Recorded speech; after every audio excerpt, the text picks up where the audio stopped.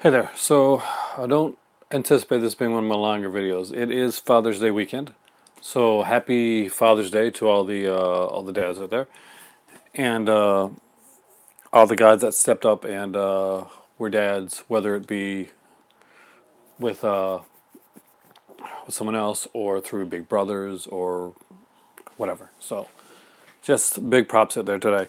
I do have an unboxing to do today. I've got two Blu-rays. One is a Scream Factory, and one is an Arrow. One I'm significantly more excited about than the other one, and I'll explain that story as we go along. So we went to Halifax today. Basically, it's my youngest birthday. My youngest.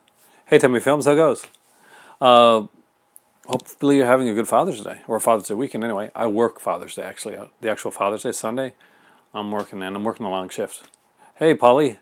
Thanks a lot, and happy Father's Day to you too.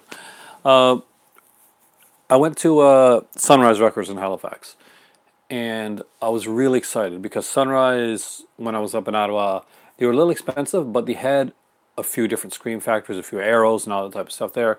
And when I went in there, it was like very small. It was like some kind of closet size, right? And I'm looking around, and I'm like, this cannot be all of it. This just can't be it. And I'm so disheartened. And my better half, she goes up to the counter and she says, look, we look mostly for Scream Factory, Arrow, Vinegar Syndrome, Kino, that type of stuff. He said, well, we're supposed to be expanding the store in around July, so we haven't really gotten a lot of that in, but I got a tiny box of stuff in with those companies. So you brought out this box, kind of little box, basically a little bit smaller than the ones I got my Vincents in. And I was able to get a couple things. Now, the first thing with Scream Factory that I did want to get, and I really regret not picking this up, is Daughters of Satan. It's a film with Tom Selleck in it, and kind of like fun and a little on the sleazy side.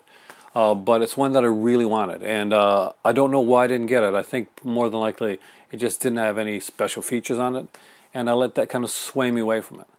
Now, there is a director, well, not a director, writer, and I guess he's a director too, but it mostly there's a writer that I really like, and one of his was there. Now, it's not one that I'm a big movie that I'm a big fan of, but I'm a completist. So I picked up today Full Moon High from Larry Cohen, and it's been a long time since I've seen this movie, so I don't know how this one's going to stand the test of time. I was very iffy on it when I got it. I'm going to check see if there's like a reversible cover at least in this one. It's not a special feature. Is it high? Basically, it's got a commentary with Cohen, and that's probably the reason that swayed me to get it more than Daughters of Satan.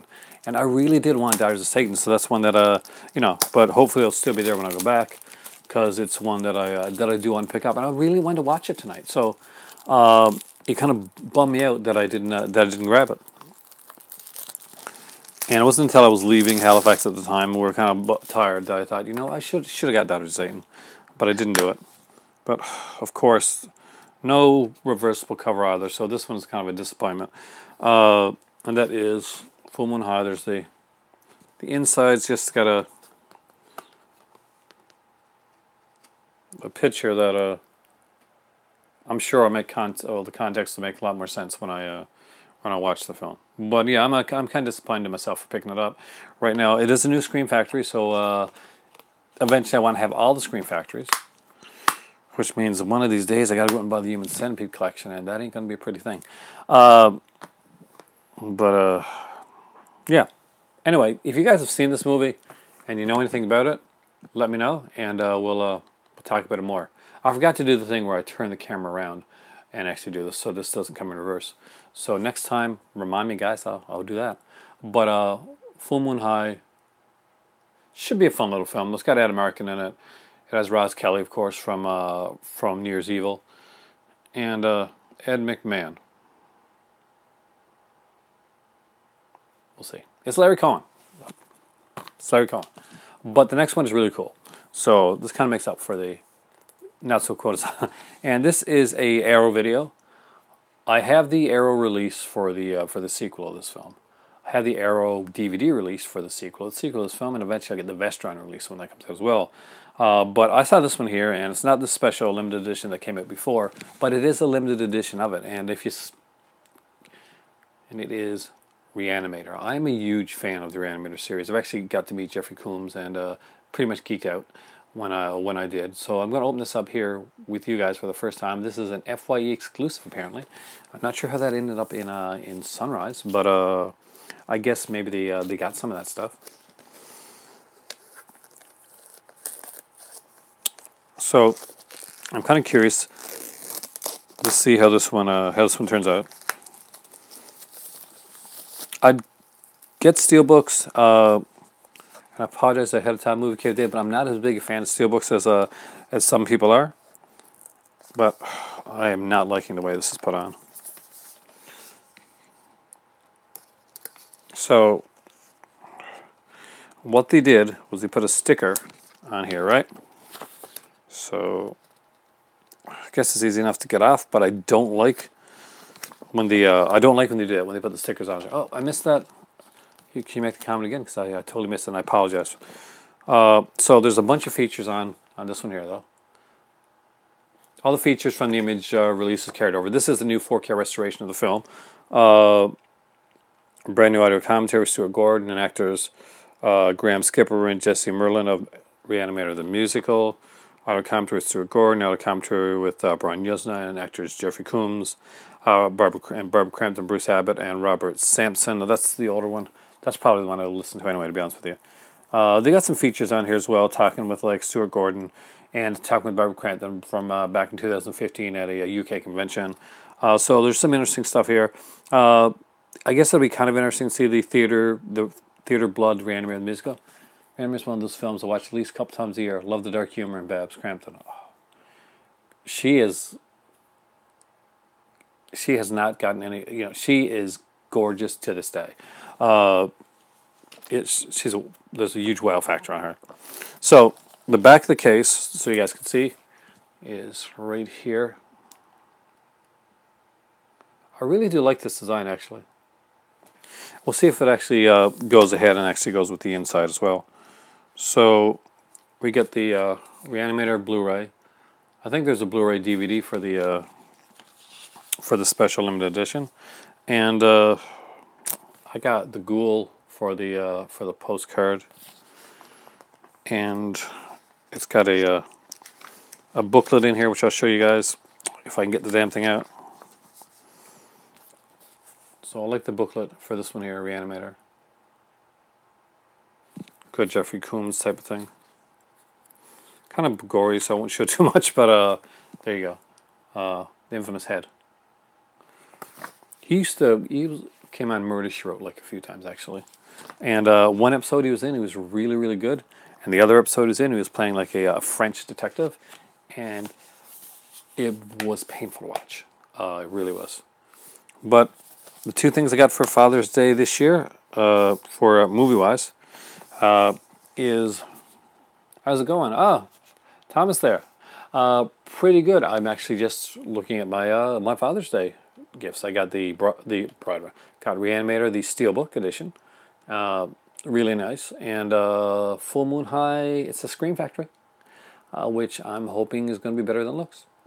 So we'll go with that one. But there wasn't a lot of Scream Factory there. Must be a fan of me you knew that much of Murder, She Wrote. Actually, Jimbo, I am a huge fan of Murder, She Wrote. It's one of the... Hey, Corey, thanks a lot. And happy Father's Day to you, too. I have the complete series, plus the TV movies.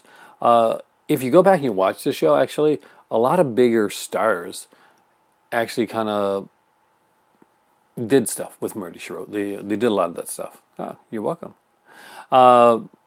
And you'll see like Betsy Palmer on there.